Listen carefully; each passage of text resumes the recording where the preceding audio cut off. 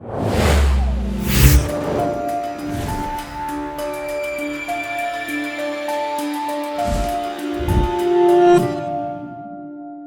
workshop will actually encompass, first of all, the difference between traditional level art, smaller scale level art, and the larger scale level art / world building.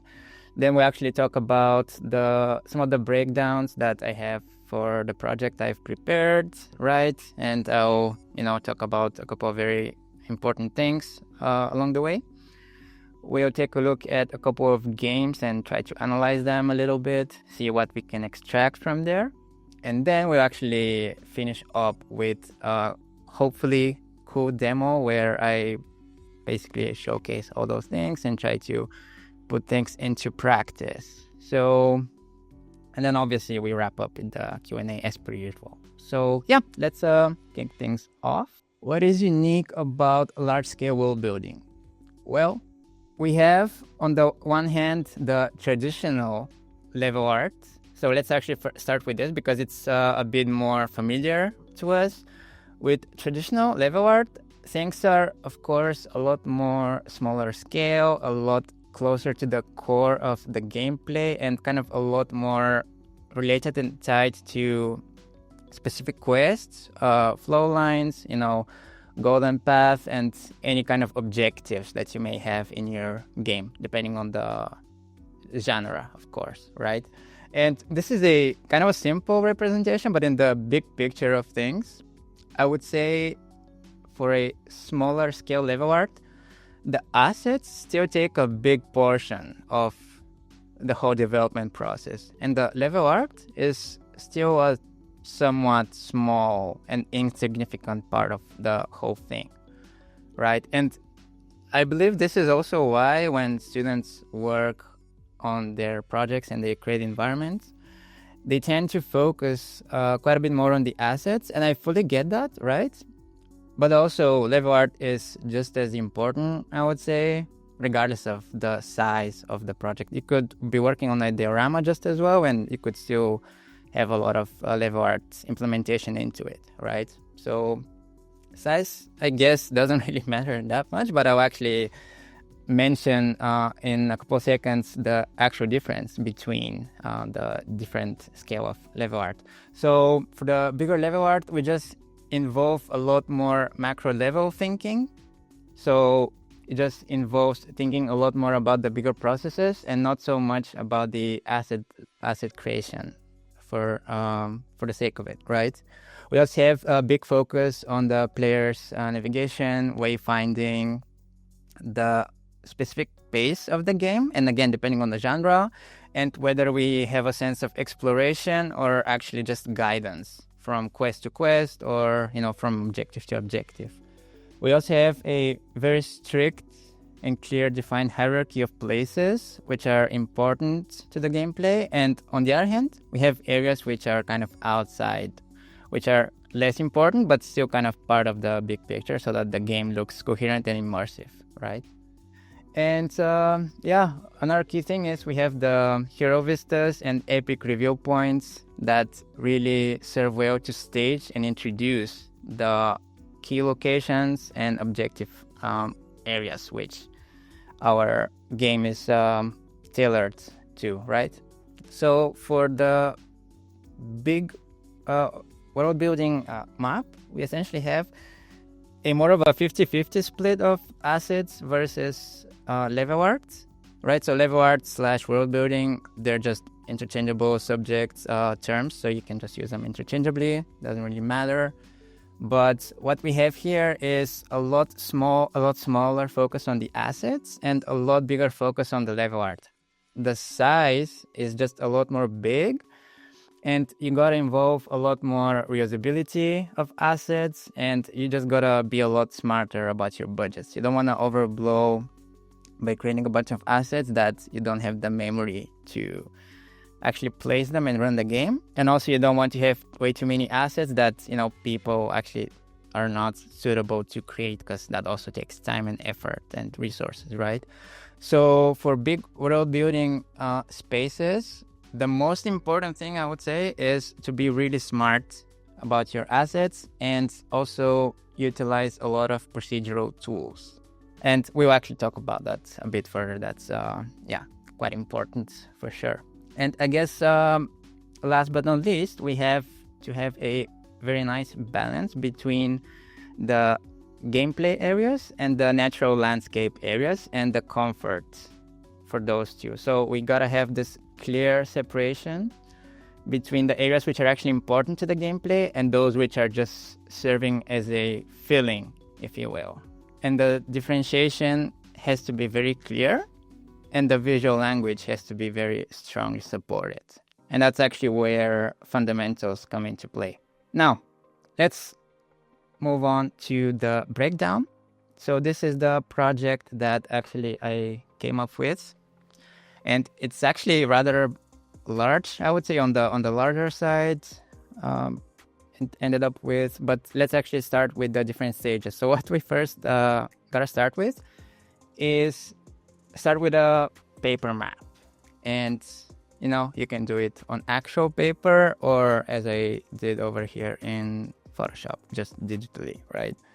You have to map out all of your important areas and just sort of plan and, design your entire game kind of from top view. And this, I don't know if you can see it, but this closely resembles a mini map or like a guide map from games, right? So if you look up some games like Ghost of Tsushima, Assassin's Creed, of course, Hogwarts Legacy, and so on and so forth, like a lot of these games, they have these maps that, contain a bunch of their important areas, which are crucial for the gameplay. And that's actually how you can navigate yourself and actually see which is important and which area is less important. So you can actually kind of have a better look on the priority side of things.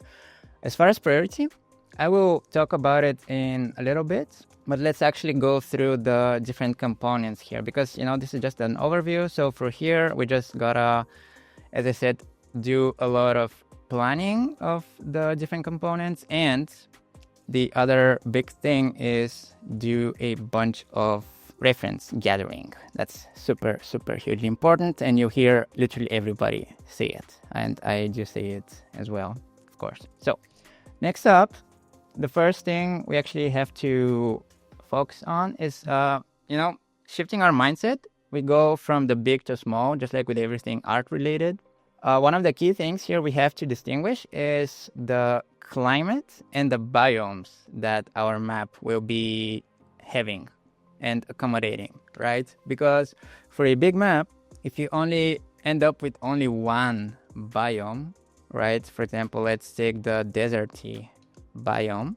Well, this can end up looking a little too, dull and boring, and also it will kind of just it will make navigation kind of hard for the player, so it will obstruct a lot of the orientation of the player. If you have a bigger variety of natural landscapes, colors, palettes, and different sort of features across the map, it will be a lot more memorable each place where the player visits, essentially, right? So that's also a big reason why we wanna have why we want to incorporate like a bunch of these biomes.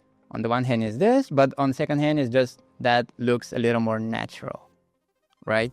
And we want to mimic the real world as much as possible, even if it's a stylized game, right? Things still have to look believable, and I think trying to mimic and learn from the real life actually helps us to achieve this quite a lot. All right, next up, we have to come up with the gameplay areas, right? So for this, we just have these spots for our particular map. And yeah, here's the boss fight and the big boss. Only a few landmarks and locations because, yeah, we don't want to go over budget. But still, it's kind of important to segregate and space those out so that we kind of know how much infrastructure to put in between them as well, right? And obviously this is like the gameplay. The more of these you have, the longer your game, if you're working on a game, like the longer your game will end up be, right? Or on the other hand, if you're working on a personal project, well, then the bigger your project will be, and you might end up going way over budget, and you just over scope, right? So yeah, what we want to do is just kind of have a nice balance between gameplay areas or areas of interest, as we like to call them, POIs, right? So points of interest. And yeah, as I said, those need to have a very good variety, and the less, the better, I guess, because if you have less of them, then potentially you can end up just having a bit more quality and just make them a little more interesting at the end of the day. All right, carrying on, we have roads and paths, which actually create the network for these POIs and locations, right? This is extremely crucial and important, because without this, your landscape can turn into a hell, essentially, because the player will simply not be able to navigate around, and it will be just frustration land. You know what I mean? So I would say working on the roads and the paths and coming up with something that is both streamlined and direct, but also at the same time interesting and variety full, right? Just striking this balance is, I would say, like the best thing. So for this, I would say, like, try to come up with something interesting from top down like this, and then as you're working in the engine, you can actually do a couple of iterations in order to land the perfect blend between those two. But yeah, like a lot of these roads, I would say the main interest kind of revolves around them. And just kind of a tip right here I can add for this road. This is where the majority of your work will go as well, as far as art resources. So yeah. Next up, water bodies, natural features, forests, and etc. So yeah, here you can end up with a lot of things. In my case, I have a river plus a lake, small valley right here, and like a few mountains. And yeah, those just fill up the greater picture. They're a good opportunity to add additional gameplay elements. Maybe something mechanically that can help you with navigation as well, right? Like following the rivers. That's actually a cool way. Kind of taking it from real life. People have used rivers to navigate for the longest time, so why not do it in games as well, right? And same thing you can do with mountains versus plain, mountains versus plains versus the sea. So this is kind of a nice gradation and a nice transition as well, so that we could end up with a nice and varied big biome, or a combination of biomes, right? And this ends up having a very good result for your environment. It looks very feature rich and quite distinct. With this being said, we have a couple of stages that we actually want to go through. And the first one, of course, I hope at this point no one is surprised, but we have the blockout.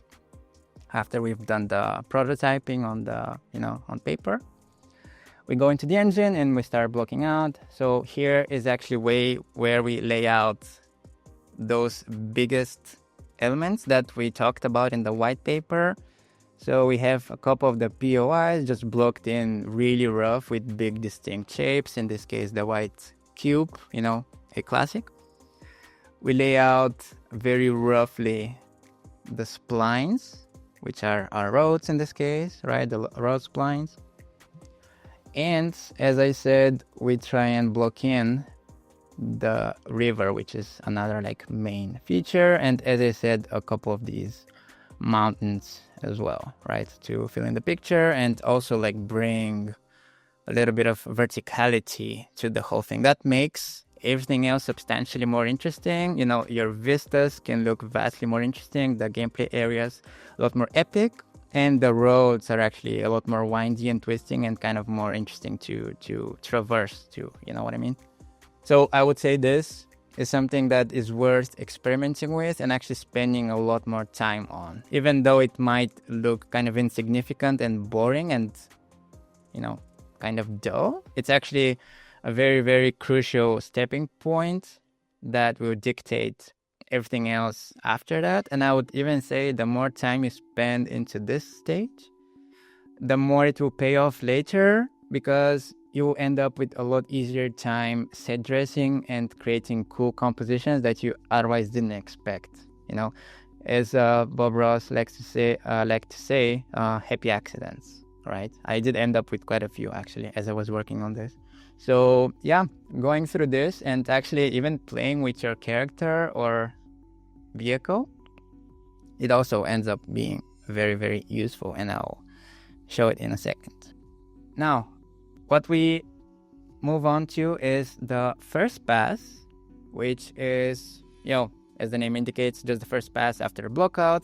Here is where we go a bit more granular, right? We want to define the different chunks of the different biomes. Here we can actually start separating out the different landscapes. If we have different biomes, each one can be placed in a physically different landscape with different materials, etc. You can start placing some of your procedurals as well. In my case, since I had a desert environment, I actually didn't opt for the procedurals so early. I actually just worked with the big volumes as far as assets go, actually. So what I mean by that is, as I mentioned, I have a couple of these mountains here and this big windy river. And to visualize them nice and to actually, come up with good big shapes and interesting volumes, I made sure to focus on this pass quite a bit more so that, I can actually establish some nice and interesting spots, and also to kind of justify the shapes that I had right here. Because as you notice, I actually didn't use any custom height map from Gaia or World Machine. I opted for a more traditional hand sculpting approach, and this actually gives me a lot more control, I would say, because I can specifically design how I want my space without worrying about the detail, because the detail I can actually add later, but now I kind of wanted to just block in those big volumes that will dictate everything else, right?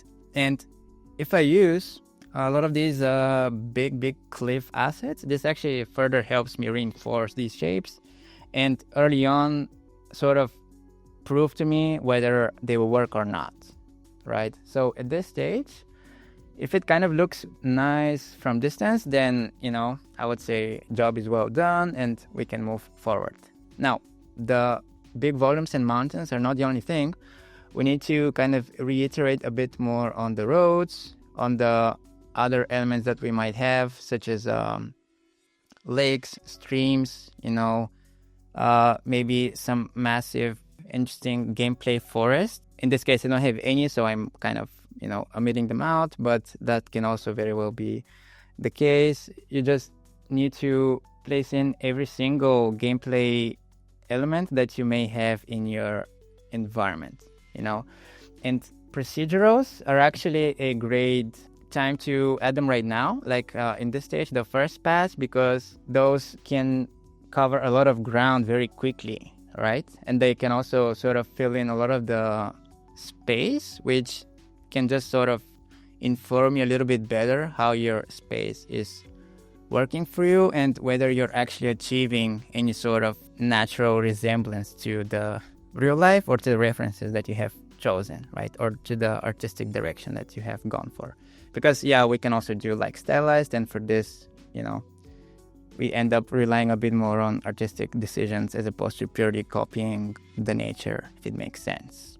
And as the first pass is done, and as we have done a lot of test runs with the whole thing, with the player or with our vehicle or whatever, then we can actually move on to the last phase, which is, second pass and the polishing and optimization stage, right? So here's where you go all in. You kind of polish up your POI. So these are a couple of the POIs that I had, just simple locations that I blocked out. I actually don't have anything too thorough for them, but I just wanted to have them laid out here in any case, because they still serve a very big purpose. And as I said, all the infrastructure revolves around them anyways. So detailed or not, I still wanted to have them there, right? And same thing, I was just, placing a bunch of assets to dress up the rest of the landscape, maybe working with the landscape itself, adding a bunch of further sculpting refinement. All my procedurals are added in as well, and I have a couple of backdrop meshes. And one of my favorite things is actually this big reverse Pac-Man, which serves as a nice sort of weenie, a nice sort of asset that helps me navigate and helps me keep so I know where I am at all points, because I can always look towards it and I kind of know where I am. It's a very nice thing to have in those big open spaces. So if your art style and if your game type allows for it, then feel free to do something like this. Uncharted have done it for a lot of their games. They had those big nice heroic mountains. In God of War they had that. In Destiny 2 it's quite prevalent, this. So yeah, it's a very nice wayfinding tool, this one. And now let's actually talk about a couple of games that present us with amazing examples about what I just talked about. All right, so first one is Hogwarts Legacy. Now, this game was done also in Unreal Engine, so I would say it's kind of very close to heart to what we have in hand, right? And yeah, it's something accessible to us as well. Now, this game is, as you can notice, it presents only one biome, but that's totally fine. It's a big game, but still not as massive, so I think one biome is plenty enough, especially if they have a lot of interesting POIs and still nice features that help them sort of differentiate the different areas and still help them with the wayfinding. For example, in Hogwarts, the big weenie, and weenie is just a term that Disney have come up with from long before. It's actually quite cool. In their theme parks, right, they have these massive structures that kind of prevail and are always visible, so people kind of know where they are. And in this case, we have the castle here, which is doing the exact same thing as far as purposes go. And for these massive spaces, as I said, one of the biggest priorities is having nicely set up and clear roads, and here we have exactly that. So this one, very clear and also very interesting, and it follows the landscape and the undulation of it, so it doesn't feel artificial at all, right?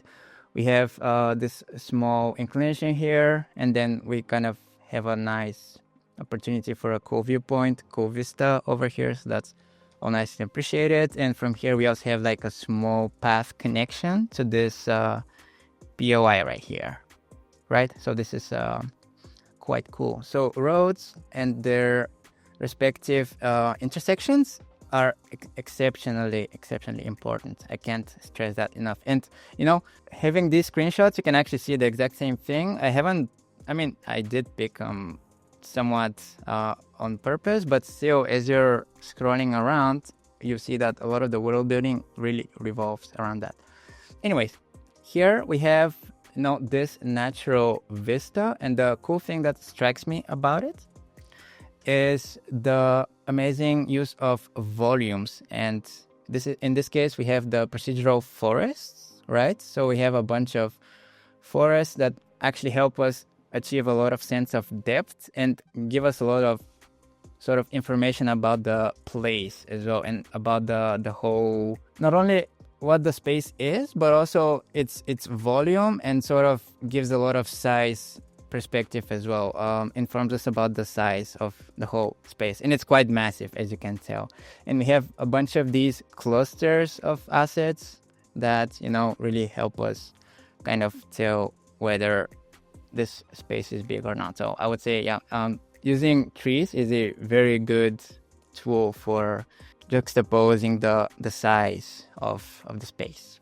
And we have the nice winding river here going alongside, parallel to the road. This is quite cool. And we have a few openings that we can, as we're strolling around, we can actually sort of take in the view, right? And just appreciate the nice environment and how natural everything feels.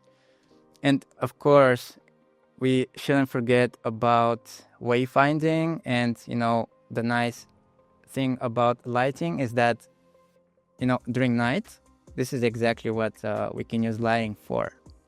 In this screenshot, we have this super cool path, which is nicely lit by these torches. And they serve as a navigation tool precisely, right? And I would say, for a space that you have to traverse around quite a lot, these types of navigational tools are very, very important in order to keep the path clear at all times, because you don't want to end up with players being, very frustrated, and then they end up in some kind of a dense forest or in a ditch, and then they just kind of get stuck and frustrated and just quit. So these spaces are just exceptionally important. And as I said earlier on, they're a transition in between those important gameplay locations. And that's why we want to make the experience as streamlined as possible, but also add a little bit more value and kind of make it also interesting along the way. We don't want to just create like a massive highway that goes, from here to the castle just straight down. But, we actually want something interesting that kind of goes around, and it's not like too monotone. And we have, a couple of nice props to the side. I mean, in this case, we have like these big boulders, which are, quite memorable, nice tree compositions, and so on and so forth. So we want to make those spaces nice and inviting, and also streamlined enough so that we can move around. The next game that we have is Mafia: The Old Country, a brand new game that came out, I believe, also in Unreal 5. And this one comes out with some exceptional quality. And the cool thing about that game is that the mode of transportation that they mainly utilize is actually this old vintage car, right? I would say here the roads are even more important, and their comfort.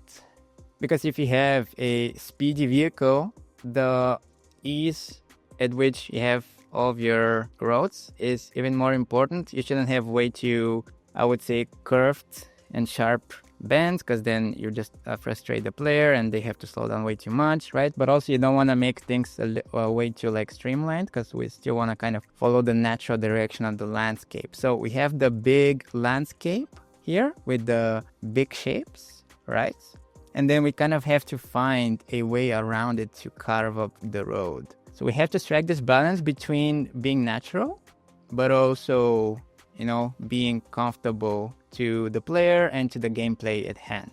And the cool thing here, just a bonus, because we always want to have a little bit of hints towards the next POI, the next gameplay point, and so on and so forth.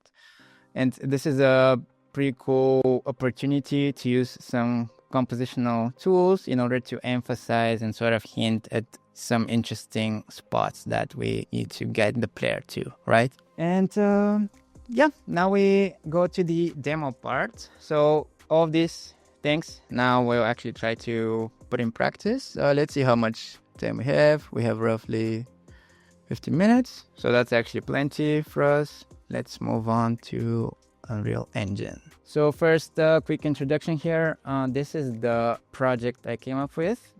Before we do the demo, actually, I want to do a small hands-on demo, hands-on breakdown, if you will, because I would say that's a little more important than just simply showing screenshots and GIFs, right? Yeah, just a little bit about this project.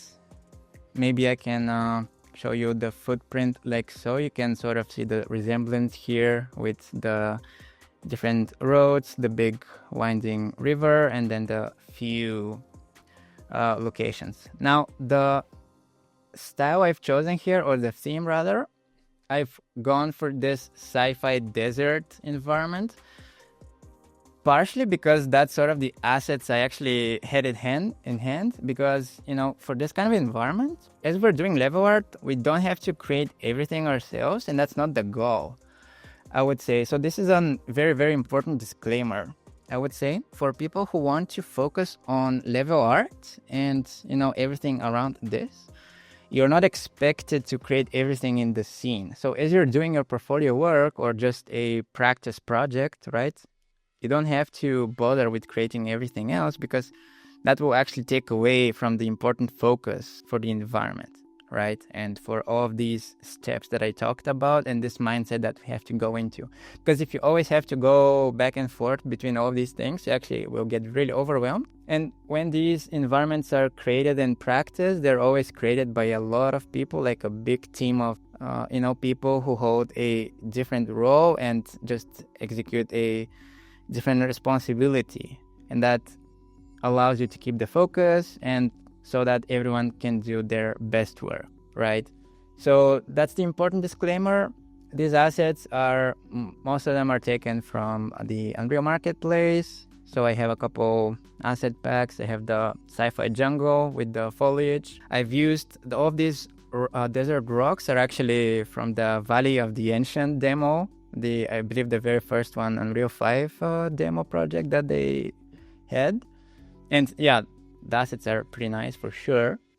And yeah, I also used some landscape materials, and alongside with this, I have the procedurals, which are the PCG tools, also from an asset pack, and the landscape itself with the textures, which are from Megascans. So just to sum up, try to find assets from whatever you can. If you have a certain idea or whatever assets you have, just try to make the best out of them. If you want to do a practice run or create a personal project for your portfolio, right? If you're doing level art work, this is more than expected, that you don't need to create the assets yourself either, right? Just say and be specific that you focused on the level art aspect, and that's perfect. And actually, one extra tip for you guys: asset creation is nice, but you can also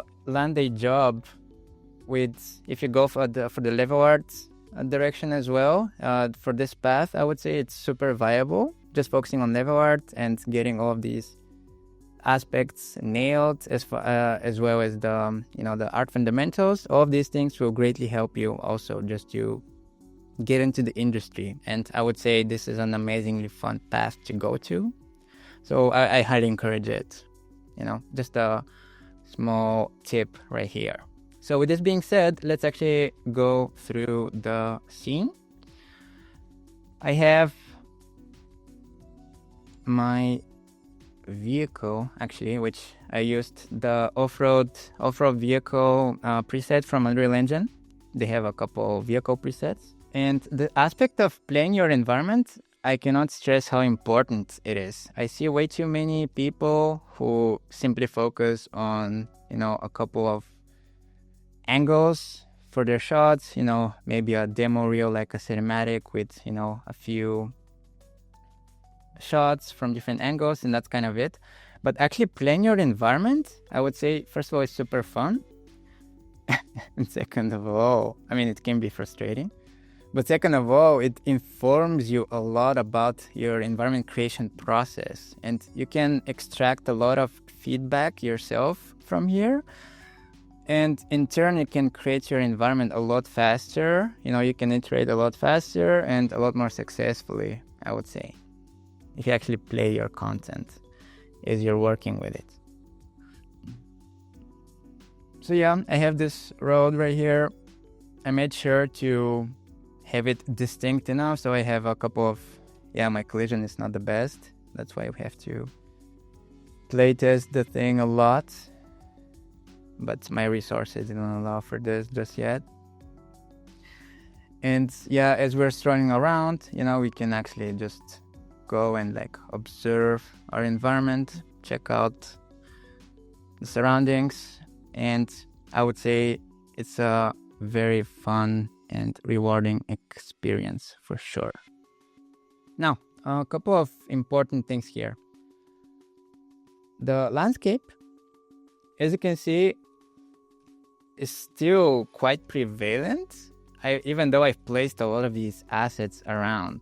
So I have a lot of these backdrop meshes, which, do a lot of work for me for sure, right? All of these ones.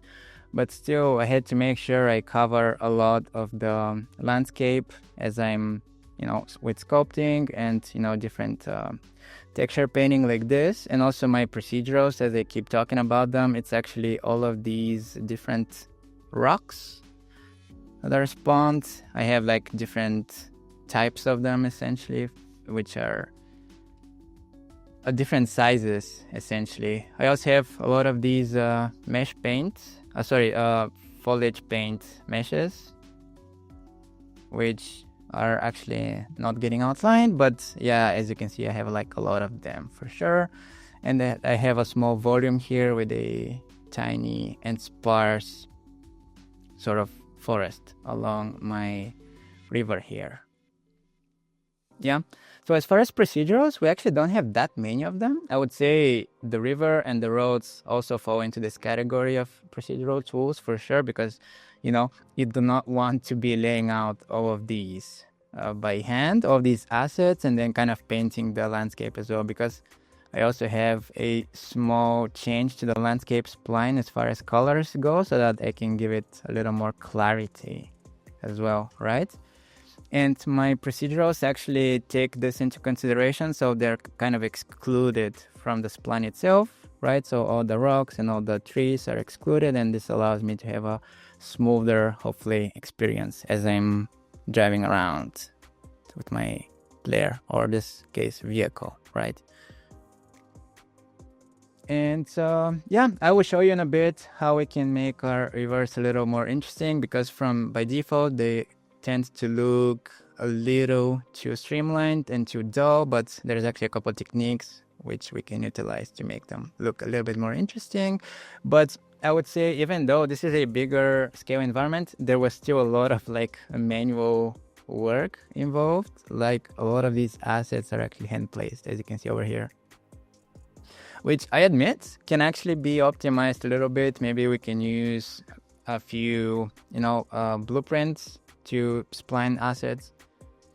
I think that's actually nice. I think from last week, we checked out how to make the blueprint splines, so that's definitely a nice sort of addition for the project to help us streamline things. And here I have like a couple of infrastructure things to help reinforce my idea of a sci-fi environment. So here's like a top-down view, the different roads, and you can see how they wind around, and they, there's always like something in the back that kind of draws me towards it, right? And also, like, as I'm going, you can see there's kind of like always something interesting. I mean, hopefully something on the left and right on the side of the road that kind of makes it a little more interesting to look at and makes up for a good composition, right?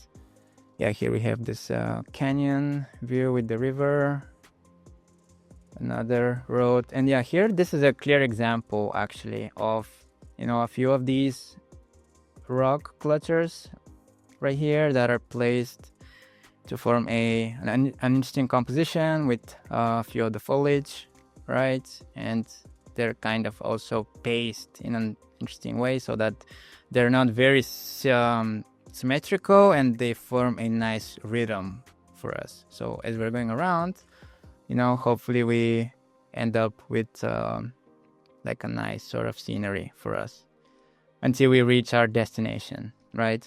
So there's still quite a few things to do for sure. Cool. All right, let's actually move on now. We've eaten up a bit of our time. So let's actually go ahead and create a new world for this. I'm gonna just create a new open world. And for this example, I'll actually just keep the default landscape. I'm not gonna bother with anything extra. Only thing I need to do is add my landscape layer. So I have my folder right here, and I have my landscape layer. So I need to go to the landscape, right? And just kind of place it, and then I need to set up my layers, which is a bit more of the time-consuming part, I would say.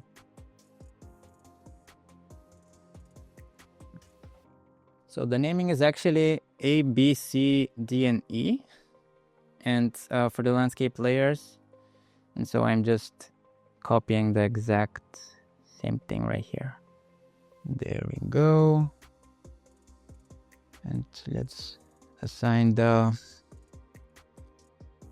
weight blending for everything. All right, sweet. Next thing I want to do is, let me actually see. Yes, I do want to raise my landscape a little bit because I've set up one of the layers to, based on the height, to make things a little more wet for me. So I kind of want to go away from that. So let's do something a bit more. Yeah, I think 800 or 900 is perfect for us. All right, so something like this, I would say. Cool, now we have a landscape that we can paint on. Let's quickly have a test. A bit of a bigger brush.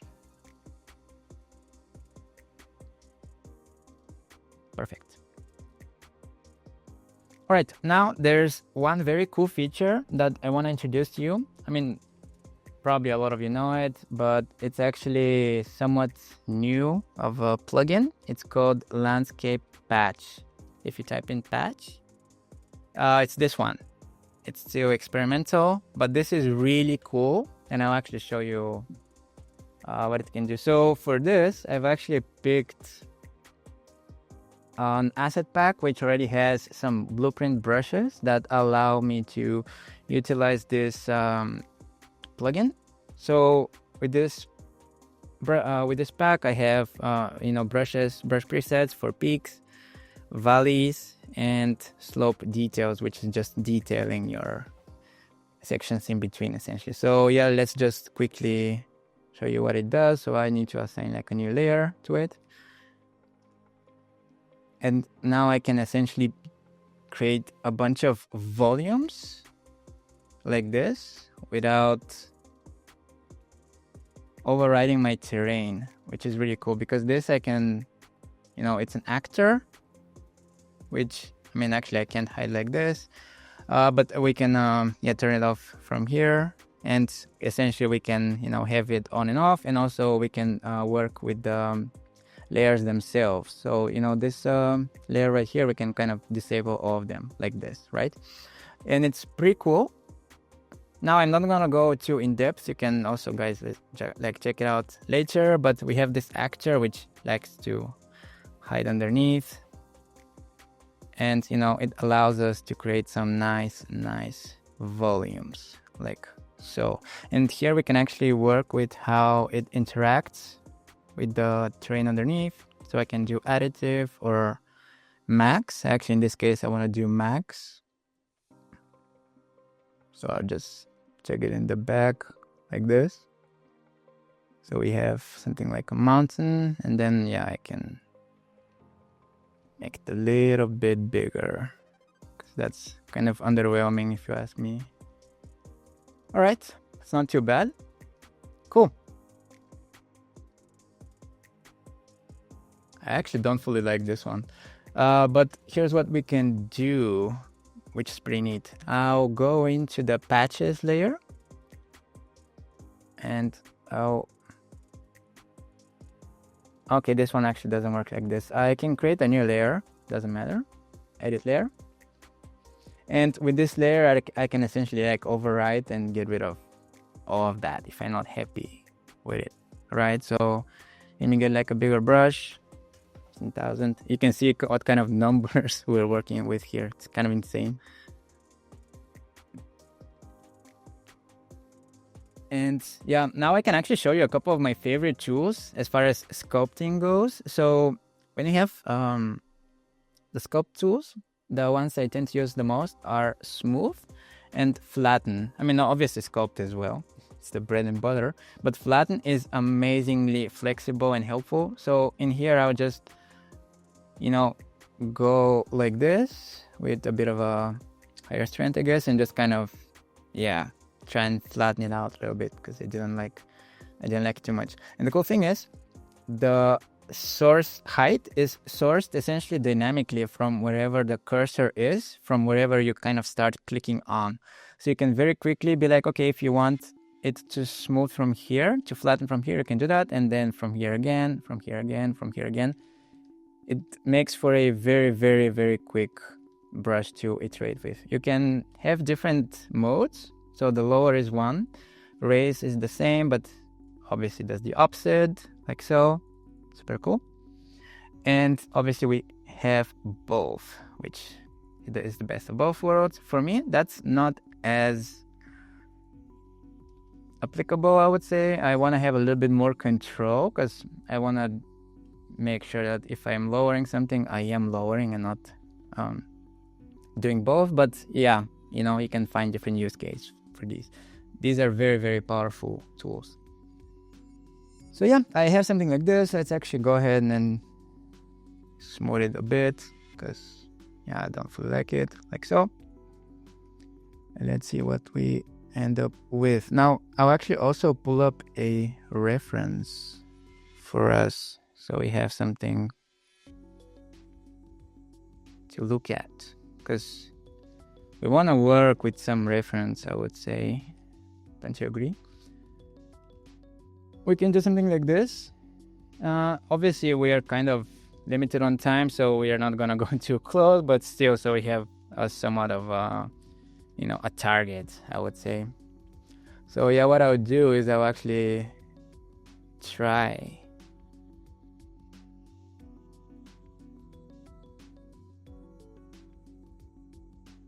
to duplicate this and completely disregard the warning.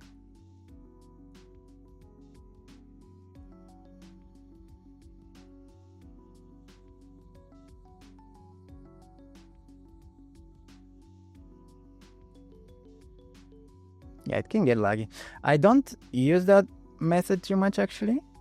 As I said, I like to sculpt my things by myself. You can still do height maps from Gaia, because you can still kind of control a lot of stuff there, but I guess that's not too bad for me. Let's do a last one, and then we can move on.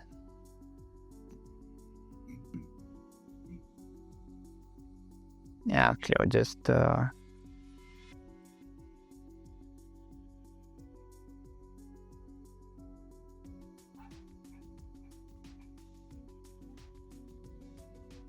Yeah, this tends to happen as well.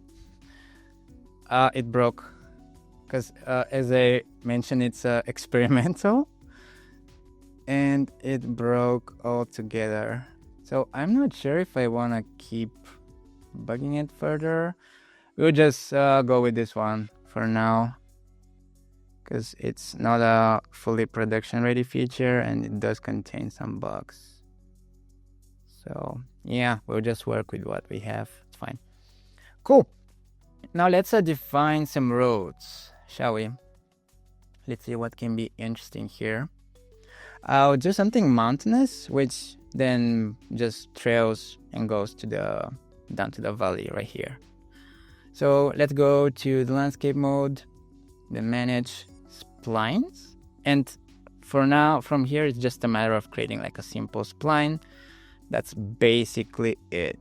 So let's find something that looks suitable for a road, right? Because we don't want to do something too crazy. So you hold Control and you just click where you want your next point to be.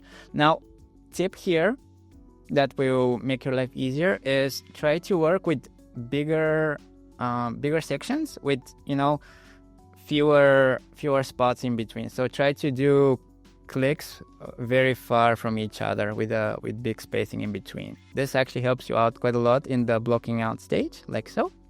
But I'll actually back out a bit because I don't fully like this one.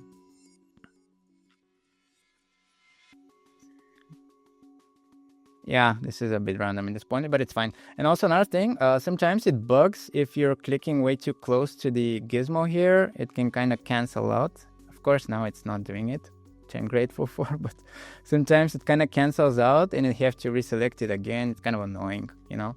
So yeah, just a word of caution there. So let's see this one. How we can make it a little more people friendly. I'll create like a new point by holding Alt. And we can also sort of rotate things and then they, you know, affect the spline like this as well. And yeah, now we can do is, what we can do is select all points and then deform landscape. Actually, hold up. We need to work on the layers first a bit. Before we do this, we want to create a new layer for splines. Like so. And yeah, and now when I do deform it, it's actually working perfectly as expected, right? So we usually have a specific layer for splines, and then the spline itself automatically kind of assigns itself to it. You don't have to do anything extra. It knows where to go. You see, now we have something quite neat. As far as the texture, it looks rather broken. I may need to reboot my Unreal. I hope I don't have to, but for now it's actually fine. We don't mind it. Right, let's see. If we're happy with it, I'll actually save it up. Like so. And next thing I want to do is actually play test it real quick and show you how it's actually done. So I already have my preset, which is somewhere here, but how we get it is essentially from add and then add feature content pack, and from here you can add one. I did add the one which is vehicle, right? So let me actually assign it right here in the world settings. Need to do this one, right? There we go. And now play from here. All right, first thing we'll notice is that the road is way too wide. It's like a mountain highway, which doesn't make sense. Looks ginormous. Which it makes sense, it's the default settings, right?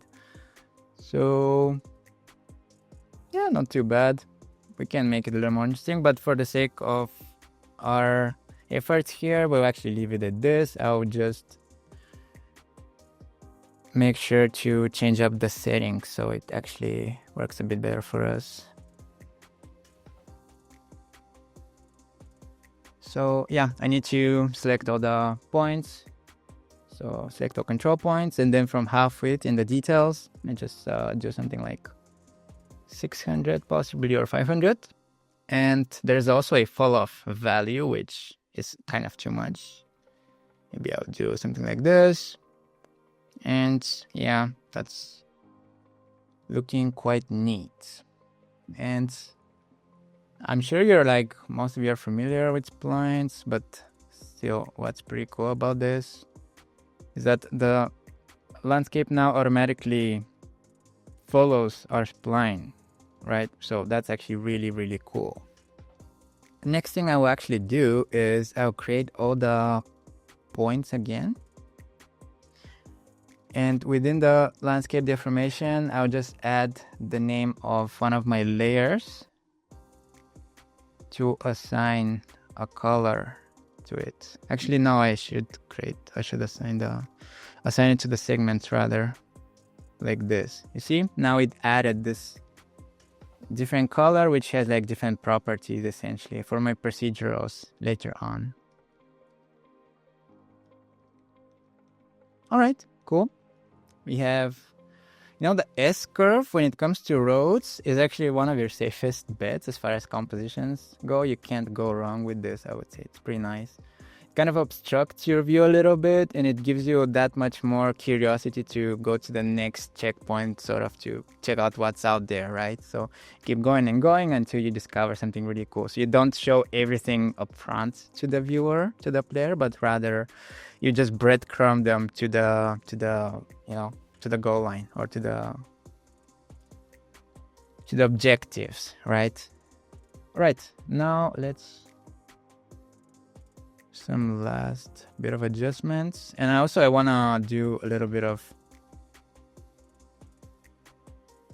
work to the road itself, into the undulation, because I'm not too happy with how boring it looks right now as far as going up and down. What I want to do is have some areas which go and have a little bit of contrast. So for example, we have left and right side, right? I want to have areas which have one side to be sort of with one profile, you know, with one height, and then the other one to kind of do something else, to have some contrast and to not be too symmetrical. Sometimes symmetry is perfect, you know, really handy, but in this case, I actually kind of want to avoid it, and I want to have a lot more variety instead, and also I want to track the terrain pretty nicely. So here what I'll do is, I'll bring this a bit down like this. Another thing you can do is kind of select all control points and move them down preemptively just a little bit, so that your road always looks kind of clear where it is. You always have this a little bit of a bump to the side, to one side at all times, you know. And next thing you can do is actually work with the terrain itself.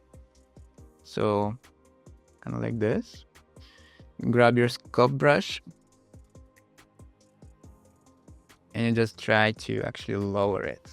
But before we do that, actually we want to paint in some other layer possibly. I don't want to touch the base landscape. Probably work with this one, but the patches are in my way, which I don't like. Well, okay, there we go. Now it worked. This actually allowed me to move it. Perfect. Yeah, because I kind of want to, with my sculpting, I want to override what my blueprint patch did, right? So for example, right here, if I want to smooth a little bit of this, because I actually don't have enough resolution just to keep things a bit smoother, performance-wise, I can smooth things a little bit so they don't look that jagged and low res, right?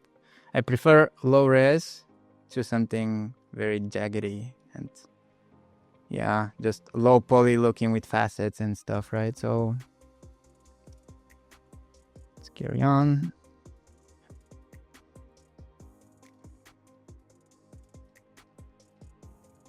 Right, and as we're doing this, we actually have like a bonus sort of benefit for us, that we're opening up a nice sort of vista for us here. So if we wanted to add like a POI over here, which we can actually do right now, it's actually rather easy to open it up. So let's do this one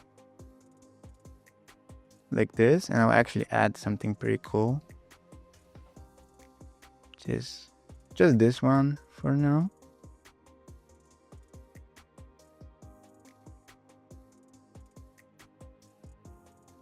Yeah, something like this. This is another feature that Unreal Engine has had for a while, I would say. At this point, I mean, it's still part of the landscape patches, actually, the landscape patch plugin. It's these components. When you type in landscape, you get circle height patch and texture patch. Those are really cool. The texture patch is even more OP, but for the sake of the demo, I'm just using this one because it's kind of super fast to set up. I just added this sort of plane right here where the pivot point of the component is, and this allows the whole asset or the whole ground to track my asset where it is, right? It's really cool. So I never end up with like flying stuff, because as I was creating this this patch right here, this place, I had some sort of a height in mind actually. And yeah, this is actually a little buggy in this case because we have still kind of this slope here. We need to tweak it, but it's actually fine for now. I'll just go a little bit more like this. It's fine. All right, cool. We've added something like a location POI here. So we can actually work on some compositions as well. Because imagine you're actually coming off from the back of the mountain. Sorry, need to find... These are always super tiny, by the way. I don't know why. Imagine like you're coming from behind this mountain and, you know, you want to be greeted with something cool. So as you're strolling around and coming around this corner, you can start like seeing this whole expansive area that we can dress, but also we are seeing the exposition, you know, and the staging of this location here, which we want to, you know, get the player to go towards. So actually what we can do is get like another road online real quick. And of course it's super massive. Why not? Yeah, see, it canceled it out. Just like this. Alright, cool. Now we have this, and let's make sure it's in the splines. It's actually not. Interesting.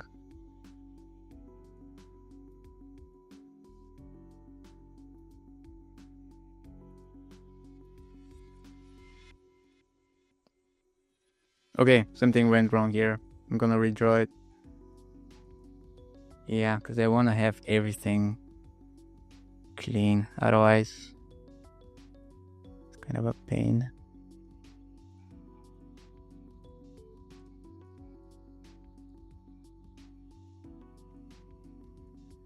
There we go. Something like this, I believe. And now the cool thing is, let me just adjust this one as well. I'll do 400, 700. Cool thing is, here I can decide to add another point like so. And this allows me to have actually a pretty cool transition. Well, at least if I nail like the heights. And yeah, for this one, if I also assign my landscape layer,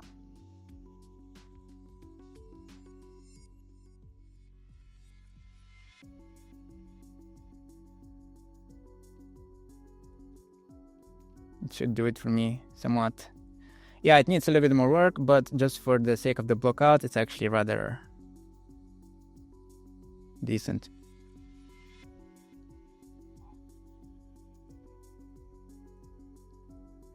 Yeah, if we want to justify this windiness, right, we can also do something else. You know, we can sort of obstruct the view a little bit by blocking in some big volumes here. So what I'll do is I'll go to the assets that I have.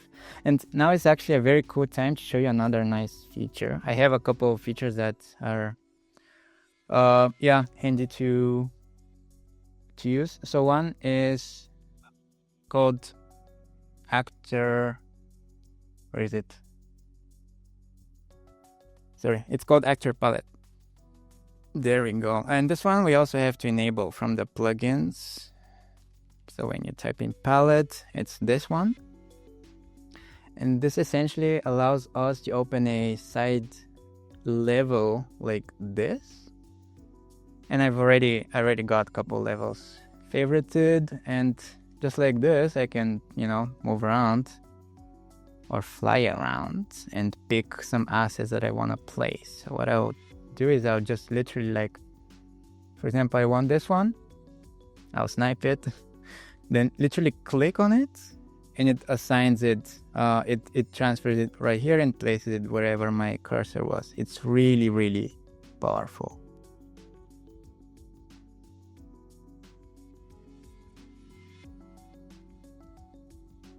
Yeah, here I just want to create sort of a secondary volume that kind of justifies this whole waviness of my road. You know what I mean? I think it's worthwhile to do. Yeah, for now I'll just leave them like this. I'm not gonna bother. I could add one of these components to it, but I think it's fine. I just want to like get a feel for it first. Because also I don't want to show the whole thing at once. So it's actually nice to abstract a little bit of it so we still keep some interest, right? So maybe something like this is actually nice. And next, let's see what we have here. There's a folder which has even more interesting things.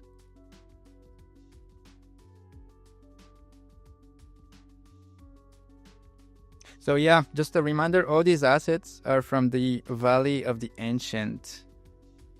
And they're very nice. These ones are massive, like, groups of assets already bundled together. And they're just a lifesaver for, like, bigger environments, because the Valley of the Ancient is actually like a massive, massive environment by itself as well. So you can check it out freely, kind of, see what they've done over there. But yeah, this is a big, big lifesaver when it comes to as well, like just blocking out as well, like big volumes and big shapes. So we see how things work. And, in the beginning, things are not glamorous at all. I mean, depending on what kind of expectations you have. But things tend to look ugly for the longest time. This is one of my pet peeves that, behind the scenes, games, for the most part, are super ugly. I mean, not all of them. But yeah, like from my experience, games tend to be a bit rough up until the very last point where instantly, like, things just out of nowhere become super beautiful as everyone is just, all the combined work of so many people just comes together at the very last stretch of the production when things actually start looking nice. And that's actually when you start seeing like initial gameplay reviews, some nice trailers, gameplay trailers, in-game trailers, and so on and so forth. And then obviously when the game actually ships. So yeah, let's not get carried away too much. I want to just place a couple more of these assets and then we'll just carry on with the next thing on our list. Plot twist, we don't have a list actually.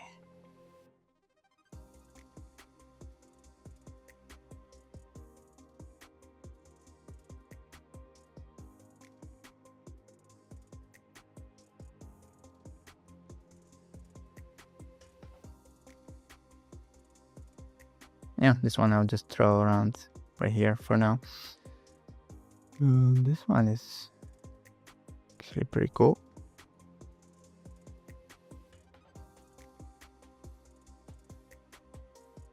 Yeah, I can do something like this possibly.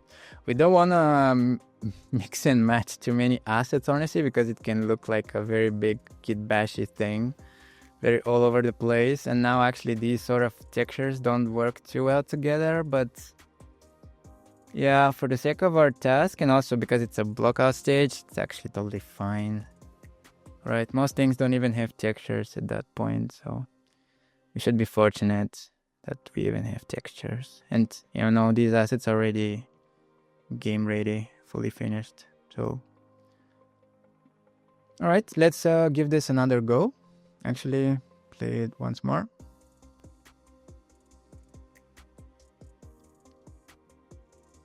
Yeah, see, now we're getting a bit of this exposition that I was talking about here. It's actually not bad. It's pretty cool, I would say. So this is the so-called reveal point. And yeah, it's something quite important with, in terms of wayfinding and also just simply not like confusing the player and getting them really, worked up for that. So I actually found like shortcuts to the whole thing. Nice. All right, cool. It's not bad. Now let's actually work on a small river/stream thing. Yeah, actually, I'll do something right here. So for this, we use again another plugin, guys, but all of these are built in. Actually, I forgot to mention, but these are built in. It's called water, right? So again, like over here, as I tap in water, river, for example, or just river actually, we get this. It always blows in our face like this, but in our camera, but yeah, we need to kind of move it around. Like so.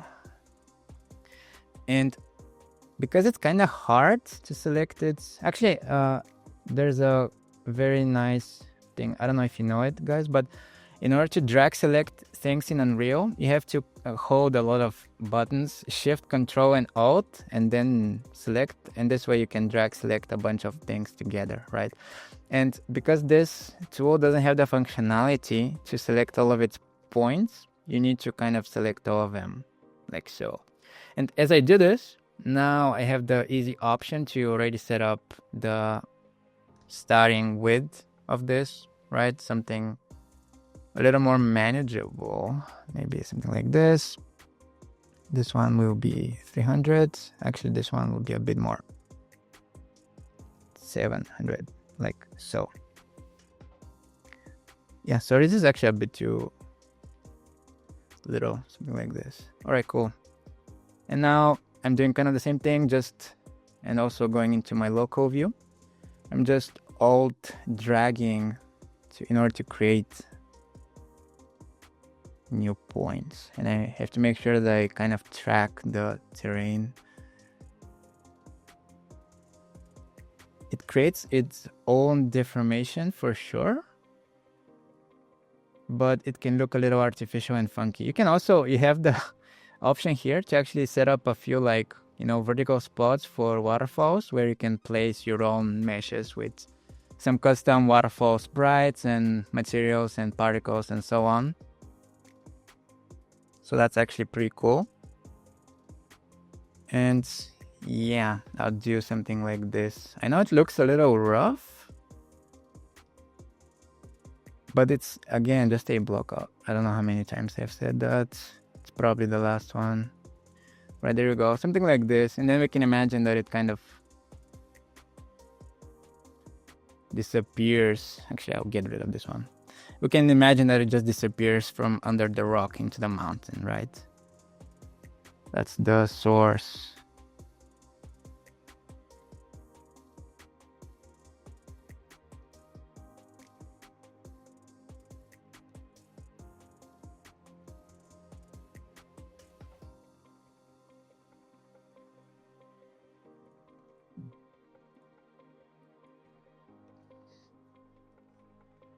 Yeah, now we don't have many natural flowing points, so we kind of have to make something up actually as we go.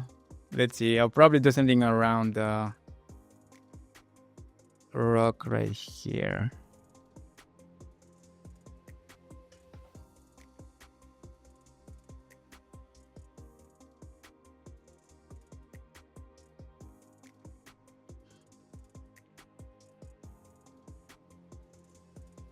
So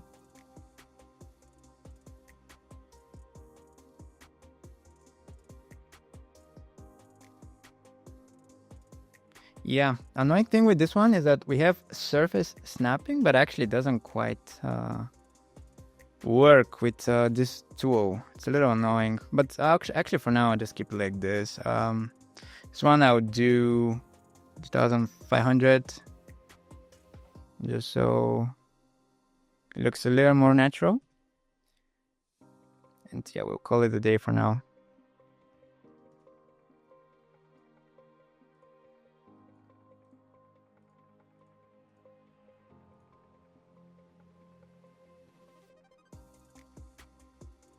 Right, now comes a tricky part, and I did that on purpose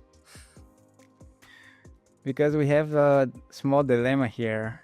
Which deformation do we want to keep as a priority? i.e., which layer do we want to keep on top? Do we want the road or do we want the water, right? So I'm actually gonna say that because, okay, let's actually test it out. This is the road as a priority. Now it becomes something like a bridge and then it goes under, which is actually not bad. We can, make like a makeshift bridge right here or something. Or we have this directly carving through the path. I think this looks more natural and kind of more fun. So actually I'll stick to this and I'll show you how we can dress it up in a bit more of a fun way. First, I'll actually create like a new point right here.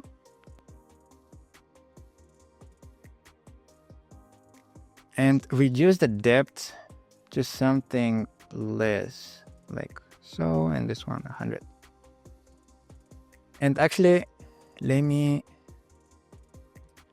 grab all of these and increase the velocity to something a bit more strong, because we have a lot of gravity here that's doing the work, and this water has to flow, yeah, quite a bit faster, something like this. All right, not bad. See, now it's actually a little shallower right here, which is nice, and then we can even spill it out a little bit, like so, making it a little sort of wider, and that brings even more interest, if you ask me. Yeah, something like this. All right, cool. Now let's actually very quickly address this issue right here, or try to address it rather.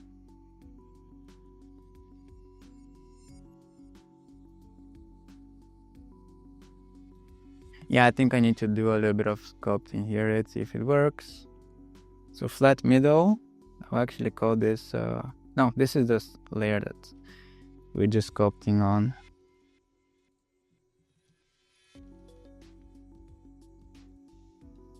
It actually doesn't do anything for us because these have the priority and they do quite a bit of deforming. That's actually fine for now. We can address it later if it causes any, navigation issues with the player. But for now, it's fine.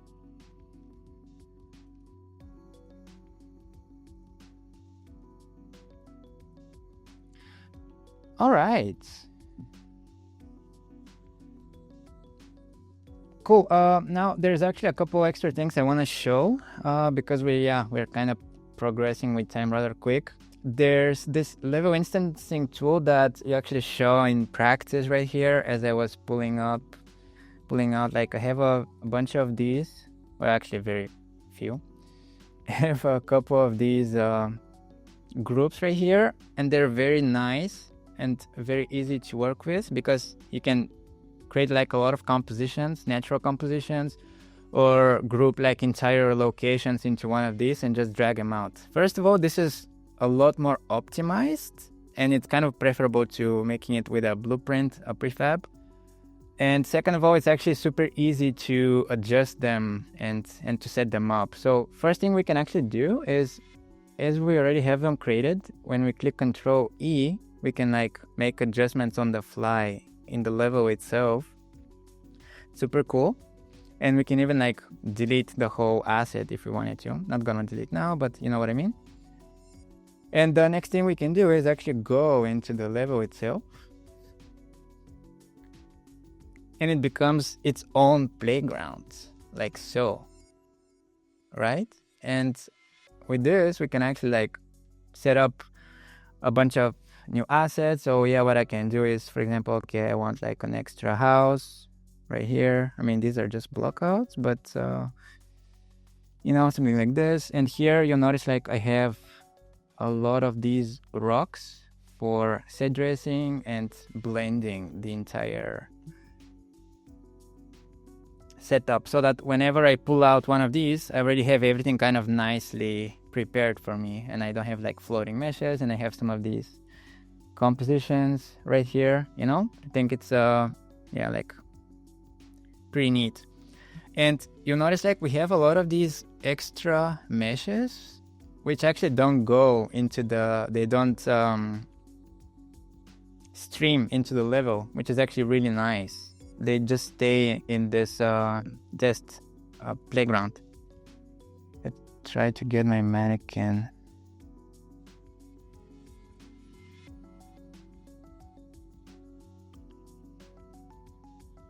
I don't know, for now I'll get this. Yeah, what's cool is that we can grab like a couple of these just for like scale reference, right? Which is super important. Like so. And if we select on them and go all the way down to the level instance, and if we click is main world only, it will keep them only right here, right? It will not source them into the main world. So now if I go back to my demo world, you see that we already have this updated, right? And come on, okay. These guys were not supposed to be there. Let me go back real quick.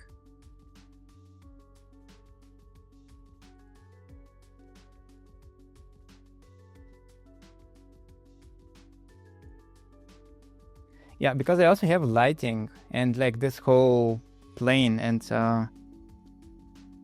maybe I didn't save it or something. I don't know. Yeah, see, this is enabled. Interesting. Yeah, okay, something's gone wrong right here, of course, because we're live.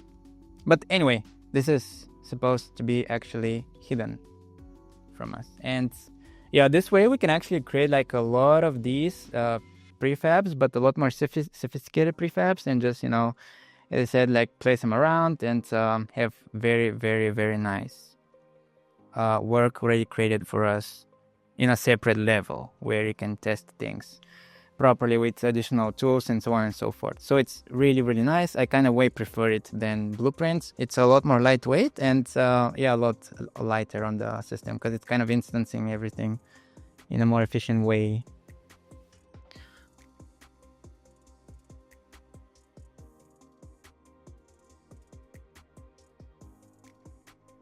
So let's see.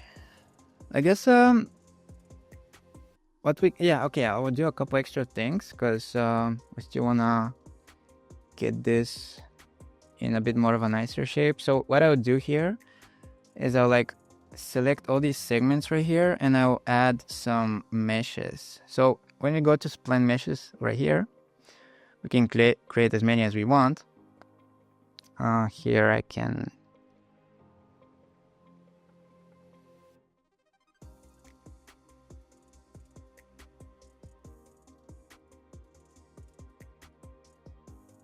add some meshes like this, and I can disable cast shadow, and it's pretty nice.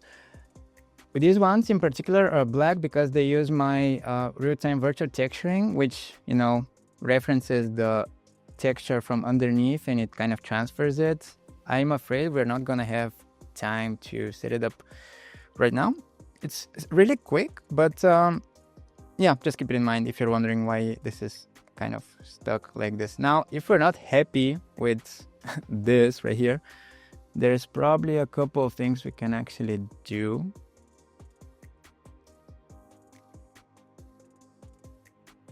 First one is maybe we can lower it, or second one is we can kind of split the whole road.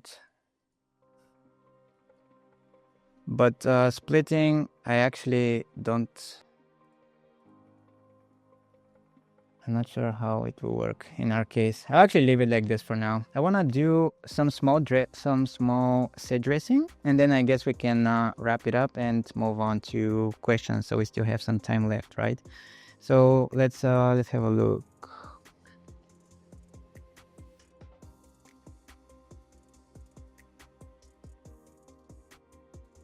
Yeah, I'll get some of these. They're rather big. Just start placing them around like so. And if you're wondering, okay, what is this lighting, you can actually also very quickly change it up. For this one, I also have packs, if you're wondering. So they're actually pretty cool. I'll link them later, but yeah, I think I'll use like this one. Some very nice matte painted skies. So yeah, automatically our landscape becomes even kind of nicer. What we can do is go to these assets and then start like dropping some of these guys on the back as well. Because now that we have the lighting, we can now start working with the silhouette a bit to make things look even more natural for us, and so that we form some boundaries for the map itself as well, because we want to make things look as if they're they've got no boundary, but actually that's not quite possible because for resource purposes and so on and so forth. So I'll just place a couple things like so. Sculpt the terrain a bit.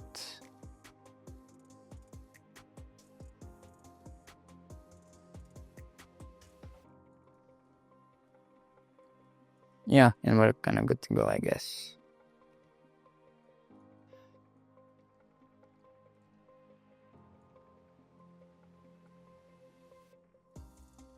Right, as far as set dressing along the road, this is, as I said, like one of the higher priority areas for us. We want to give it a lot more sort of attention and make sure, everything kind of looks nice, both from underneath, like from player's perspective, but also from top down, kind of, if you have that kind of gameplay and functionality, And the rest, you can actually prioritize, or in this case, deprioritize. Like the areas which are going to have a lot less foot traffic, literally, those can, just go with some procedural assets and call it a day. You know what I mean? You don't need anything too special there. So let me just quickly find something. It was one very nice asset. I believe it was this one. Yeah, this works rather nice. Yeah, with some of these assets, because they don't have a back, you need to stitch the terrain for them a bit later as we're working.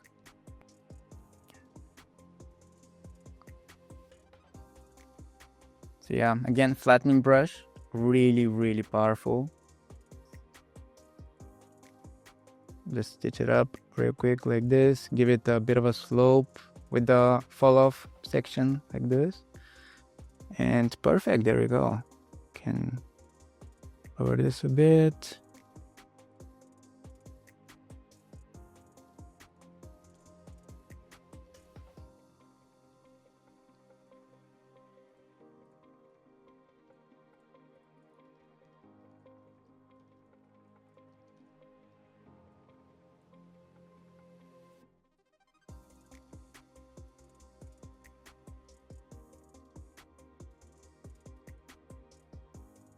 And sometimes we may need to deform or destroy a little bit of these shapes in order to tailor them towards our assets. Because sometimes we work with what we have, and in this case we don't have anything too specific for this. So I'm just gonna, adjust it ever so slightly. We can do some different material on the landscape, so we have even more variation. But that can be done way later. All right, something like this. Let's do some foliage painting. So for this, I already have some foliage assets prepared. So I just drop them in. So, and I'll actually use these ones. And for those, what we use them for is, again, composition purposes, biome identification as well. And simply to break up some, dullness or some too uniform of surfaces, right? And also to help transition some of these areas right here, maybe hide some of the seams, right?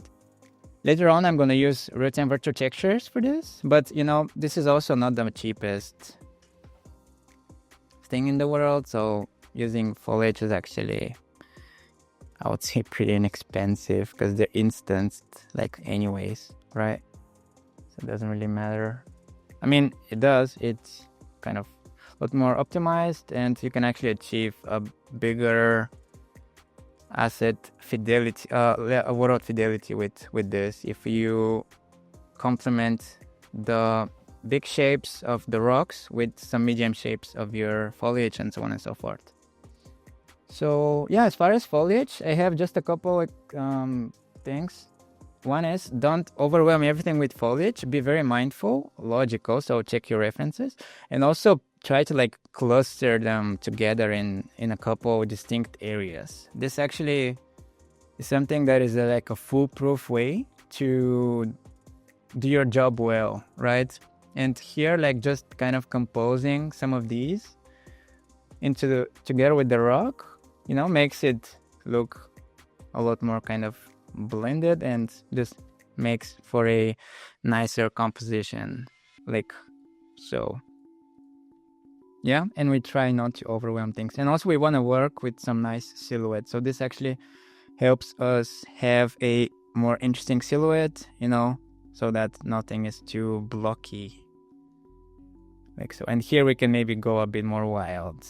Like so, because we can also have areas like that. If we don't want the player to go there, we can make it like look a lot more uninviting, like this. And then the player will surely like avoid it and kind of just go along the road, right? That's a very, very useful technique. If you want to block something, just make it look very non-inviting and kind of hostile looking, right? Something like this.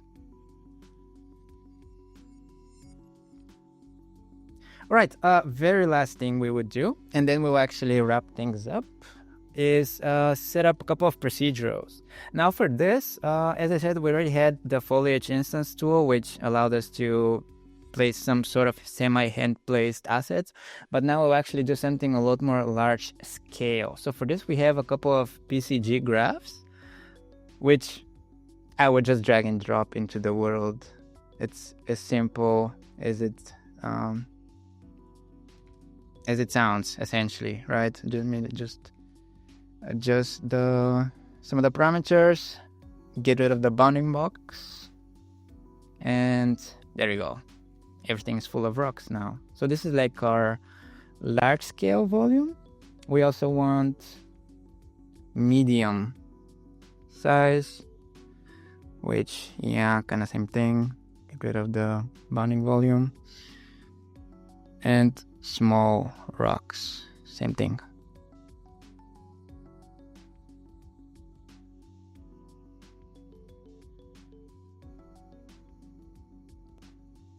And let's see where this takes us. We have a small bug right here, which, as I said, the material on the road was supposed to, just give it a second.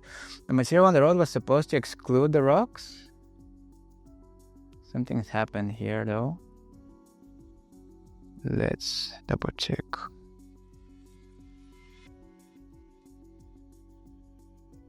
Oh, this is supposed to be D.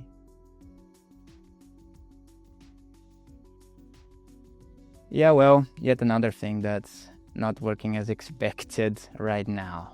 But that's fine. Last thing we can do before we wrap things up is, because I wanted to show you how we can make the water look a little more interesting for us. And first thing is, just work on the spline points, kind of like this. So just form, and you'll notice things start to lag a little bit, because every time I deform the terrain, like the PCG starts going crazy for us. That's why I tend to actually set it up at the very end. And and then in order to get a more interesting variation towards the whole thing, because with this plugin, I don't think there's a way to add any sort of noise to the border. At least I haven't found a way. So what I do is I essentially like make a new layer on the very top here with an alpha, which I already have set up actually. And I literally do this. So I eat into the river like so. Right? I mean, that's a bit too much, but you kind of get the point. Kind of like this. And then to finish it off, we can actually place like a couple assets on the shoreline, but also like inside as well, right? So these ones are actually pretty nice. And once they have the blending of the RVTs, it looks really, really good, but yeah, I can show it like in the other level, this one. So yeah, something like this. And just very, very last one. Like so. And yeah, there we go.